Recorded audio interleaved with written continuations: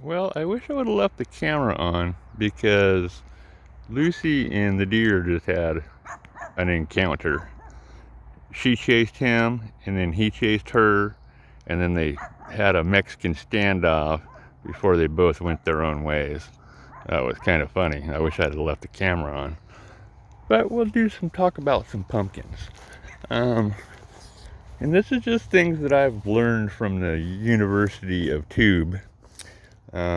So I don't know that any of these are facts, but it's what I've been told, and if it sounds good, then I'm gonna go with it. So, um, growing big pumpkins.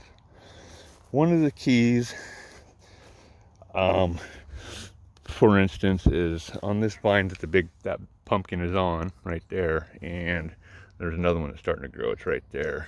That's still zoomed out. Yeah, let me shrink that down. Um, I want to clip the end of the vine off so it stops any length of growth.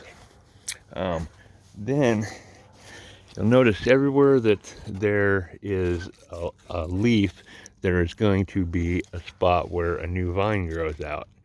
You want to clip those off, but you want to leave the first leaf that grows for more leaf power, and then in case like something happens to these leaves. So you just like leave this leaf. I think there was one that I forgot over here somewhere that I was going to show you. But I think this little vine here is a cross vine. But then the next thing is I buried this spot right here, and on every junction there's this little white dot right there, and that dot will produce roots if it's buried. So it just gives more root structure to the plant to feed the pumpkins. So they call this a single vining, dropping it down to a single vine, because the plant grows as a vine, and then at every junction it vines again. And then I think the vines will also split as well. So that's, you want to prune it down. Like this was where the first vine was off of the main vine, trimmed it back. Then there was another one right over here, trimmed back down on the ground there. So that's what they say is the key to growing bigger pumpkins. I also set them on a piece of plywood. I guess that's to keep them out, the moisture and whatnot, to keep them from possibly rotting. And then up here, we kind of done the same thing. I got a nice big fat green one up here I'm working on.